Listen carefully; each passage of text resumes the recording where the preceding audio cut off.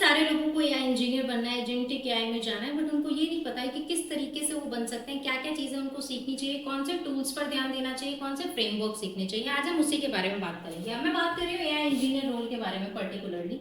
सबसे पहली नॉलेज आपको होनी चाहिए प्रोग्रामिंग लैंग्वेज की, कोई एक प्रोग्रामिंग लैंग्वेज आपको आनी चाहिए। देन मशीन लर्निंग, कैसे मॉडल्स को क्रिएट करते हैं, फाउंडेशनली मॉडल कैसे क्रिएट होते हैं with the help of just one library numpy।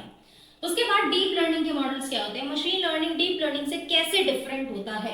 उसके बाद LLM and generative AI. LLM मतलब कि लार्ज लैंग्वेज मॉडल्स को कैसे क्रिएट किया जाता है, उनका फाउंडेशन क्या है, उनका आर्किटेक्चर क्या है, जेन एआई को किस तरीके से यूज कर सकते हैं बिजनेसेस में या फिर किसी चीज को ऑटोमेट करने में। उसके बाद वेक्टर डेटाबेसेस, जो पहले डेटाबेसेस हम सीखते थे एसक्यूएल, नो एसक्यूएल, उसके आधार पे भी आपको वेक्टर डेटाबेसेस सीखने की जरूरत है, बिकॉज इसके बिना आप प्रोसीड नहीं कर सकते हो एआई में।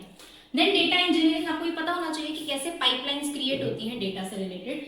देन मॉडल का डिप्लॉयमेंट, जो मॉडल क्रिएट किया उसको प्रोडक्शन लेवल पे कैसे लेके जाना है, उसको कैसे ऑप्टिमाइज करना है। उसके बाद क्लाउड की नॉलेज, एडब्ल्यूएस, वर्टेक्स एआई, ये सब कुछ आपको थोड़ा सा एक नॉलेज होनी चाहिए कि कैसे आप अपने मॉडल्स को क्लाउड पे डिप्लॉय कर सकते हो, कैसे उसको मॉनिटर कर सकते हो। उसके बाद एआई एजेंट्स कैसे क्रिएट करते हैं with the help of one particular AI. Then ML ops, मतलब कि मशीन लर्निंग ऑपरेशन, जैसे कि डेवलपर ऑपरेशन रोल होता है वैसे ही ML ops. Then API, API के साथ कैसे काम करते हैं, अगर आपको ओपन एआई का एपीआई दे दिया जाए तो उससे आप कैसे चीजें इंटीग्रेट कर सकते हो, एक बेटर एपीआई कैसे क्रिएट कर सकते हो, यूटिलाइज कर सकते हो। देन सिस्टम डिजाइन, बिकॉज जैसे आप एक पाइपलाइन क्रिएट करते हो, जैसे आप एक फुल फ्लेज एक एप्लीकेशन या फिर एक वेबसाइट क्रिएट करते हो, वैसे ही आपको एआई की एप्लीकेशन क्रिएट करने के लिए कुछ सिस्टम डिजाइन टेक्निक्स को सीखने की जरूरत है। ये पूरा अगर आप सीख लेते हो तो आप एआई इंजीनियर बन सकते हो। पर्टिकुलरली अगर हम बात करूं प्रोग्रामिंग लैंग्वेज सीखने की, तो आपके पास ऑप्शन है पाइथन और आर में से कोई एक लैंग्वेज आप सीख सकते हो, बट ज्यादातर मैं प्रेफर करती हूँ आप लोगों को कि आप पाइथन की तरफ जाओ। उसके बाद एसक्यूएल, क्योंकि डेटा क्वेरी करना बहुत इंपॉर्टेंट है। Then bash scripting and shell scripting, ताकि आप चीजों को ऑटोमेट कर सको। उसके बाद बात आती है पाइथन में पर्टिकुलरली क्या सीखना है। पाइथन में सबसे पहली लाइब्रेरी जो आपको एक्सेल करनी है वो है numpy की। विदाउट numpy आप न्यूमेरिकल कंप्यूटेशन कर ही नहीं सकते, मैथमेटिकली काम नहीं कर सकते, एरे मैट्रिक्स ये सब कुछ नहीं क्रिएट कर सकते। देन पांडास लाइब्रेरी, ताकि आप डेटा को हैंडल कर सको, एनालाइज कर सको, डेटा क्लीनिंग कर सको, बहुत सारी चीजें हैं जो पांडास से रिलेटेड हो सकती है। उसके बाद मैटप्लॉटलिब, प्लॉटली, सीबॉर्न और स्काईपाई, ये सारी की सारी लाइब्रेरीज आपकी बहुत मदद करती है। जैसे कि जो स्काईपाई लाइब्रेरी बेसिकली numpy के टॉप पर बनी है, ठीक है। उसके बाद ये साइंटिफिक कंप्यूटिंग के लिए बहुत ज्यादा यूज होती है। उसके बाद ये तीन लाइब्रेरीज पर्टिकुलरली अगर आप ध्यान से देखो तो ये विजुअलाइजेशन और चार्ट्स बनाने के लिए यूज होती है।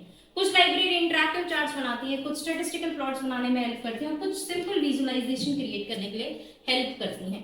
उसके बाद जैसे आप प्रोग्रामिंग लैंग्वेजेस ये सब सीख लेते हो, उसके बाद आपको पढ़ना है फाउंडेशन मशीन लर्निंग का, मतलब कि मॉडल्स कैसे क्रिएट होते हैं। इनकी फाउंडेशन सीखने के लिए आपको ये कुछ लाइब्रेरीज पढ़ने की जरूरत है। scikit-learn, XGBoost, light BGM, cat boost and stats model, ये सारे के सारे फाउंडेशन मॉडल बनाने में बहुत बहुत हेल्प करते हैं। कैटेगोरिकल अगर आपको वर्क करना है तो आप कैट बूस्ट पे जा सकते हो। उसके बाद डीप लर्निंग में पाइटॉर्च, टेंसरफ्लो, केरास, टॉपलास सब लोगों ने सुना होगा, but high performance machine learning model बनाने के लिए जैक्स भी यूज होता है। अब बात करते हैं नेक्स्ट, विच इज कि आपने मशीन लर्निंग मॉडल और डीप लर्निंग मॉडल सीख लिया, देन आपको एनएलपी एंड एलएलएम मतलब लार्ज लैंग्वेज मॉडल और नेचुरल लैंग्वेज प्रोसेसिंग पर अगर वर्क करना है तो आप लोग क्या कर सकते हैं, हगिंग फेस ट्रांसफॉर्मर वाले फ्रेमवर्क को सीख सकते हैं, टोकनाइजर सीख सकते हो ताकि आप टोकनाइजेशन को इफेक्टिवली परफॉर्म कर सको, स्पॉकाई एंड देन एनएलटी के।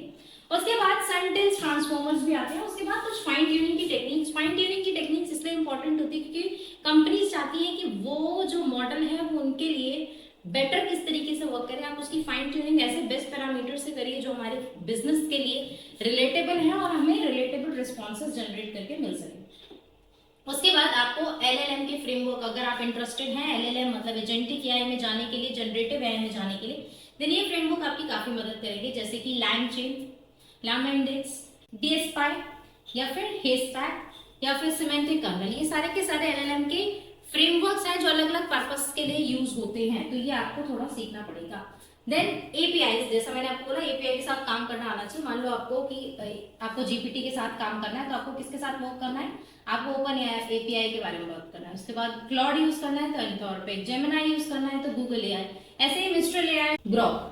उसके बाद एआई एजेंट्स क्रिएट करने के लिए ये फ्रेमवर्क बहुत ट्रेंडी है, ये सब आपकी बहुत मदद करेगी। क्रीवाई, अगर आपको मल्टीपल एआई को एक साथ काम करवाना है, लाइनग्राफ, ऑटोजेन, ओपन एआई का agent SDK and then Pydantic AI, ये सारी चीजें आपको एआई इंजीनियरिंग के रोल के लिए सीखनी पड़ेंगी। विदाउट दीज थिंग्स, इसके अदर पे भी काफी सारी चीजें, I have added a complete documentation in the description, आप उसको चेकआउट करो। हर एक चीज के लिए मैंने रीजन मेंशन किया है, ये आपको क्यों सीखना चाहिए, किस लिए ये इंपॉर्टेंट है। क्योंकि जब तक हमें पर्पस नहीं पता होता, हम ह्यूमंस उसको पढ़ने पे बिल्कुल भी ध्यान नहीं देते हैं। तो इसीलिए आपको पहले वो डॉक्यूमेंटेशन चेक करना है, अगर आप सच में एआई इंजीनियर एस करना चाहते हो 2026 में। तो दूसरी चीज, जैसे ही आप इस पीडीएफ को देखोगे, आपको ये समझना है कि वो चीज आपके लिए क्यों जरूरी है, आपके करंट रोल में आपने क्या क्या चीजें ऑलरेडी आपको आती हैं, किस चीज पे आपको वर्क करना है। तो उस पर स्टार लगाते जाना है या फिर टिक लगाते जाना है कि ये चीजें तो मुझे आती है और ये चीजों पे मुझे वर्क करना है। अगर आप बिल्कुल ही स्क्रैच से शुरू कर रहे हो, तो शुरू करना सिर्फ पाइथन से। So I hope you found this video helpful. Stay tuned, happy learning and keep growing.